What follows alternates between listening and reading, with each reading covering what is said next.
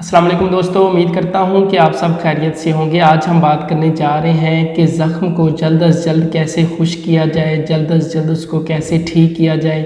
कौन सी ऐसी मेडिसिन्स हैं या कौन सा ऐसा तरीक़ाकार है जिसको हम अपनाते हुए ज़ख्म को जल्द अज़ जल्द ठीक कर सकते हैं।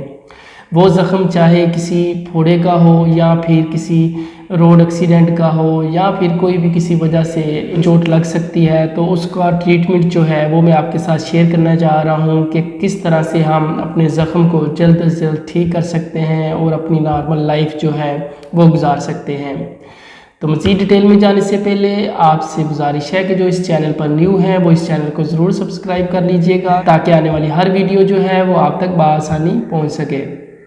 तो बात करते हैं कि ज़ख्म क्या होता है कि यानी कि कोई चोट लगने से जो स्किन डैमेज हो जाती है, डैमेज होने के बाद जब स्किन पर इन्फेक्शन हो जाता है तो वो छोटे ज़ख्म से वो बड़ी ज़ख्म की जो शक्ल है वो इख्तियार कर लेता है, जिसकी वजह से जो पेशेंट होता है उसको बहुत ज़्यादा पेन फील होता है। उसमें उसके ज़ख्म में जब रेशा पड़ना स्टार्ट होता है तो उसकी जो स्किन होती है वो गलना स्टार्ट हो जाती है, जिसकी वजह से जो पेशेंट होता है वो बहुत ज़्यादा तकलीफ़ बर्दाश्त करता है। बाज़ औक़ात इस तरह के जो छोटे छोटे ज़ख्म होते हैं वो बड़ी सीवियर कंडीशन जो है वो इख्तियार कर लेते हैं। अब बात करते हैं कि ज़ख्म की सूरत में कौन सा ट्रीटमेंट जो है वो आपने करना होता है या अपने डॉक्टर के मशवरे से आपने जो अपना ट्रीटमेंट है वो करवाना होता है। सबसे पहले आपने अपने ज़ख्म को अच्छे तरीके से धोना होता है, यानी कि ज़ख्म को आप NS वाटर जो होता है, नॉर्मल सलीन जो वाटर होता है, उससे भी अपने ज़ख्म को अच्छे तरीके से धो सकते हैं।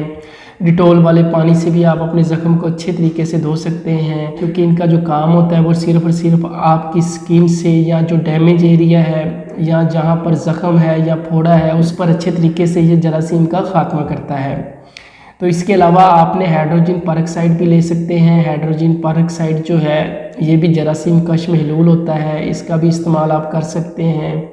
आपने अपने ज़ख्म को अच्छे तरीके से धोना होता है। अगर आपके ज़ख्म में किसी किस्म का रेशा पड़ गया है तो आपने पहले उसका जो रेशा होता है उसको अच्छे तरीके से बाहर निकालना होता है। निकालने के बाद आपने उसकी सफाई जो है वो बड़े अच्छे तरीके से करनी होती है।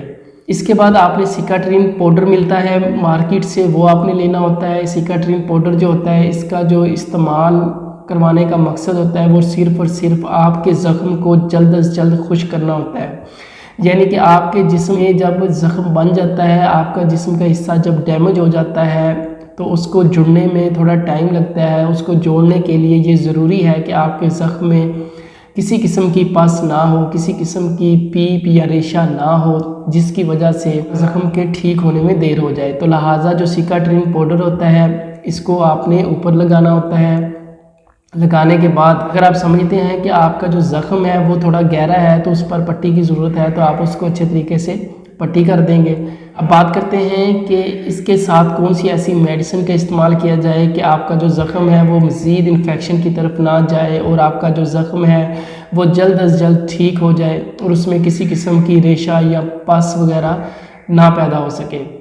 तो सबसे पहले बात करते हैं टैबलेट नोविडेट की। टैबलेट नोविडेट जिसका फार्मूला सिप्रोफ्लॉक्सासिन होता है, ये 500 mg की और 250 mg की टैबलेट मार्केट में दस्तयाब होती है। अडल्ट्स में इसका इस्तेमाल अमूमन 500 mg का ही करवाया जाता है। आपने इस टैबलेट का इस्तेमाल सुबह शाम एक गोली करना होता है। ये टैबलेट जो होती है ये एंटीबैक्टीरियल होती है। इसका जो फंक्शन होता है ये आपके ज़ख्म में कोई किसी किस्म का जो बैक्टीरियल इन्फेक्शन होता है उसको किल करने में अहम किरदार अदा करेगी। इसके साथ आपने टैबलेट लेनी होती है। टैबलेट रिजैक्स टैबलेट होती है। ये टैबलेट जो है ये किसी भी किस्म की खारिश या जलन वगैरह महसूस जो आपको होती है ज़ख्म की सूरत में, तो उसको ख़त्म करने में ये अपना रोल प्ले करेगी। इस टैबलेट का भी इस्तेमाल आपने सुबह शाम एक गोली ही करना होता है। और ये टैबलेट जो है ये मार्केट में 5 mg और 10 mg में दस्तयाब होती है। अडल्ट्स में इसका इस्तेमाल 5 mg का सुबह शाम एक गोली करवाया जाता है।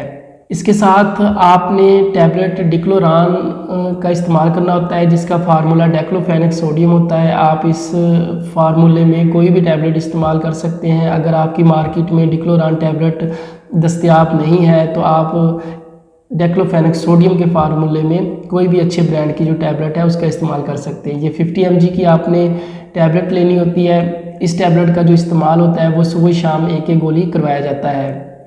इस ट्रीटमेंट को आपने 3 से 5 दिन तक जारी रखना होता है और जो बैंडेज होती है वो आपने डेली बेसिस पर अपनी चेंज करवानी होती है। ज़ख्म की अच्छे तरीके से सफाई करवानी होती है और सिकाट्रिन जो पाउडर है उसका वैसे ही इस्तेमाल करना है जैसे कि मैंने आपके साथ ऑलरेडी शेयर कर दिया है। आपके जहन में अगर कोई किसी किस्म का क्वेश्चन है या कोई क्यूरी है तो आप मुझे कमेंट बॉक्स में पूछ सकते हैं। इंशाल्लाह मैं रिप्लाई करने की पूरी कोशिश करूँगा। तो उम्मीद करता हूँ कि आज की वीडियो आपको पसंद आई होगी। मिलेंगे इंशाल्लाह अगली वीडियो में एक नए टॉपिक के साथ। तब तक के लिए इजाज़त चाहता हूँ। अल्लाह हाफिज़।